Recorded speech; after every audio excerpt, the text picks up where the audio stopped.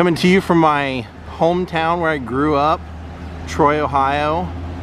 This is the town square. I spent a lot of my time up here. When I was old enough to ride my bike and everything, I used to come right up here and hang out and look around town and stuff. Oh, Daze with Jordan the Lion begins right now, everyone. This is kind of one of the main gathering spots here in the downtown area. When they have concerts and things on the square, they usually take place up here. In fact, when I was a junior in high school, they used to have like a blues jam. They would set up a stage on Fridays up here, and if you played an instrument, you'd go up there and play. I used to go up there and play. I remember when I was a kid, like some of my earliest memories, seeing that mural, driving around the town square and everything, and seeing that mural. Hey everybody! So it's been probably 2 weeks since I made my last video. If you saw the videos that I've made here while my grandpa was in rehabilitation, that was exactly 2 weeks ago. So I wanted to give everybody a little bit of an update as to what has been going on or what happened since the last time I updated you. Well, he did great in physical therapy and everything, and he was slated for a Saturday return home. They were gonna discharge him and he was supposed to go home, and I agreed because of my schedule and everything, because I made a bunch of videos and everything, that I could afford to take the time off, and he needed somebody there with him. I said I will stay with him, and I'm gonna help him out till he, till he doesn't need help anymore, or I actually have well, we'll talk about later, something planned in the future because of my friend who passed away earlier in the year, Will. Because of his passing, we had to go to California for his memorial. So I showed up to the hospital to pick Papaw up and got a very rude awakening from the nurses when I got there. I noticed his door and the door next to him was closed. And to give you a little backstory, I had been there every day leading up to this. My uncle had been there every day at a different time. My sister would be there at a different time. So we were all taking shifts visiting him and staying with him, and mainly so he didn't get lonely, or just because we know him and we know when something's not right with him and everything. And so we'd been doing that, and the day before when my sister came to visit, she said, "Have you noticed that everybody in the hospital started wearing masks yesterday? All the nurses and everybody that weren't wearing masks all of a sudden started wearing them. I'm gonna ask them about that." And about an hour later, we get a text from my uncle, and he says, "I woke up today with a scratchy throat and sore throat and everything, and I'm not feeling good. I'm not gonna come up today. I don't wanna get Papaw sick." So then the nurse walks in little shortly after that, and she's wearing a mask, and we say, "Hey, why is everybody wearing masks all of a sudden?" She said, "Oh, well, it's flu season and COVID has come back. So it's that time of year." And we go, uh-oh, that is possibly what our uncle has. And if he has it, I had just ran into him the night before in the elevator, so we were really worried. And we told the nurse, we said, "Hey, our uncle's not feeling well. It could possibly be COVID now that you've mentioned that. You got to test our grandpa." And so they said that they were going to test him. See, whenever he would move from ICU to a different unit, in order for him to move into the rehabilitation, they had to test him for that then, and his test came up negative. So we knew he didn't have it. And in fact, since this all happened, the beginning of COVID, he's never had it. We've been very careful. He's been very careful, trying not to get it, obviously, because we don't want to find out what it would do to his system. We just weren't sure. So I show up the next day, and I see his door and the door next to his closed, and one of the nurses comes up to me and says, "Well, your grandfather tested positive this morning for COVID." And we're like, "Oh no." She said, "But your uncle wants him to stay for one more day for observation, but I think that's a waste of time." And I'm like, "Why would you think that's a waste of time?" She goes, "Well, I mean, that's not really what we do here. This is rehab. Like, we just, that's a whole separate thing. If he has to be treated for that, he has to be treated somewhere different. That's a whole separate thing." I go, "Well, he got it here. So you guys were supposed to make sure that he didn't get it, and he got it in here. So if my uncle is saying that he's gonna stay, that's probably what should happen." And I said, let me find out. So I call my uncle, he explains everything to me, and he said, well, because Papaw's oxygen levels had been, you know, kind of all over the place throughout some of this process, they just said because he was elderly that was an option, was for him to stay one night for observation just to be sure, and we thought that was a good idea. So when I went in to talk to Papaw, he had the saddest look on his face. He was so ready to go home, and they had already told him what happened. I walk in, he said, what a bummer. I said, what? And he said, what a bummer. I said, I know, Papaw. I said, we want to keep you one more night just to make sure everything's okay, and then, you know, we'll bring you home, because there's, you know, they can't keep you here for the whole time, and that's not going to help anyway. So so as I'm telling him that, I said, you know, they said they're going to send home oxygen with you, and the nurse like jumps all over me. She goes, oh, no, I told him. He misunderstood. He must not have been listening to me. Now, I don't know what he was listening to during that conversation, because she goes, I told him that we were going to assess whether he needs it and send it if he needs it, but we assessed him and he doesn't need it. And so I'm like, okay. She goes, yeah, I don't see a reason for him staying here. So I call my uncle again and I tell him what she said, and he goes, that's bull. I talked to his doctor earlier and she said they were gonna send him with oxygen, and tough. If she doesn't want him there, tough. You know, he didn't have COVID going in, and now he's got it. So as it turns out, my uncle did end up testing positive. My sister ended up testing positive. Papaw tested positive, and I took the test and I tested negative somehow. And I go, well, I'm probably gonna get it anyway, but I'm gonna get a bunch of masks and all that stuff, just because if I'm in the house with Papaw, I'd rather not get it if I can help it. But if somebody's gonna get it, or if I'm gonna get it from somebody, I guess I'd rather it be him so I can hold it over his head forever.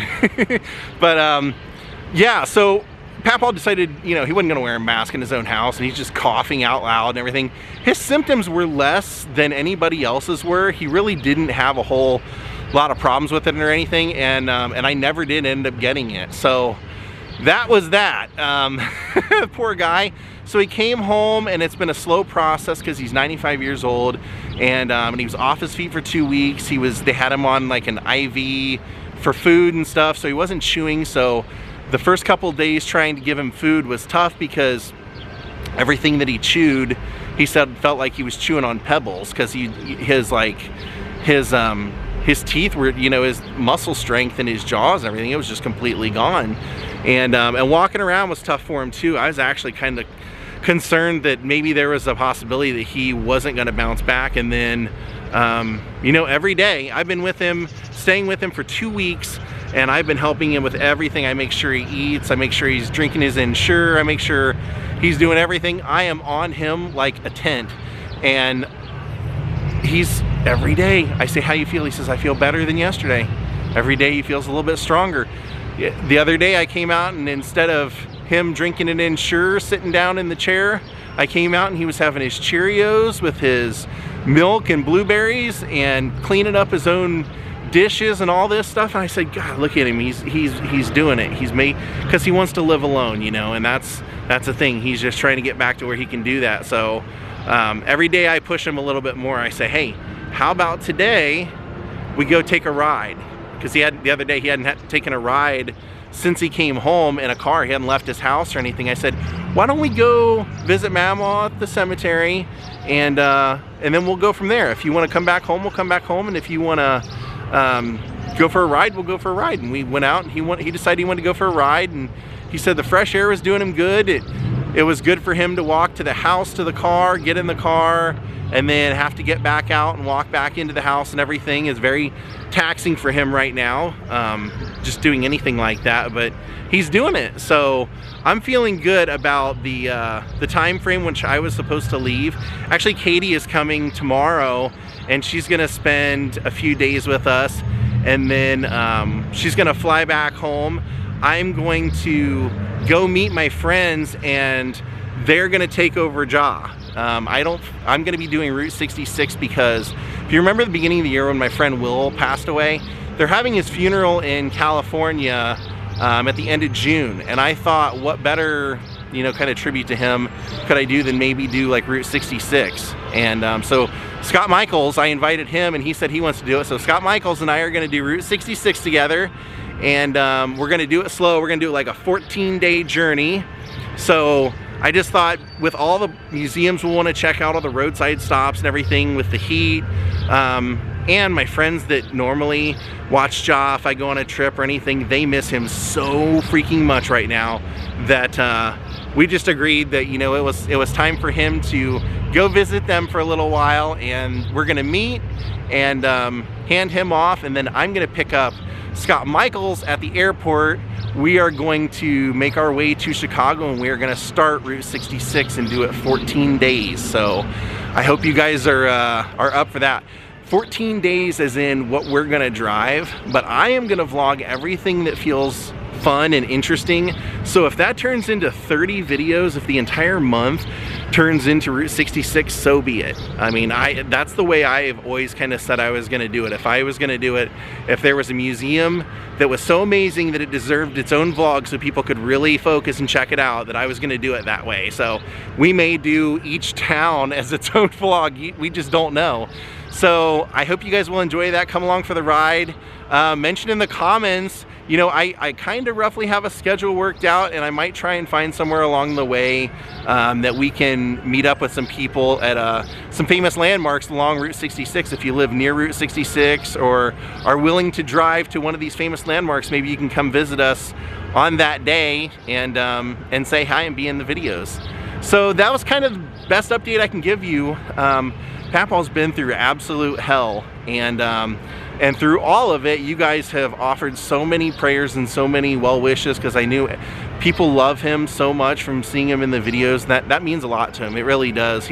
Every person that has seen him or said, you know, we love you, we were so scared for you, he said it means a lot when you're my age for someone to tell you that they care about you. So that meant the world to him.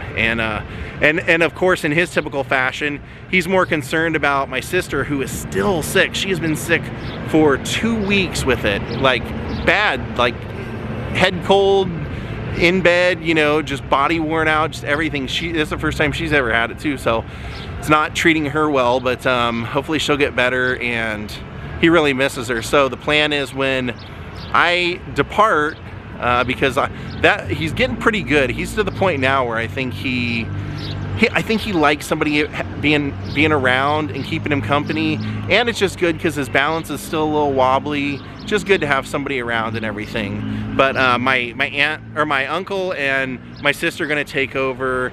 They have jobs where they're able to work from home, and they're going to kind of take over being with him as long as he needs it. And I told him, I said, hey, if you just like that, if you just like having somebody in the house, when I finish up Route 66 and I come back, I'll stay with you again, and because he's having fun. He really enjoys having me there. He's been bragging to all the family members how good a care I'm taking of him and making him get out of his comfort zone and do things, and that's what he would do to me. So there's your update. Thank you everyone for caring about him so much. So he's doing well. Unfortunately, you know, that's the risk of anybody going in a hospital, is like you just don't know what you can end up with. I was worried he'd end up like a staph infection or something crazy like that, and then yeah, he ended up with what we've been trying to avoid for so long. But if you're a fan of Scott Michaels' Dearly Departed and my channel, you're gonna see us on Route 66 in June. So thank you for watching. We'll see you all next time. Have a great night and goodbye.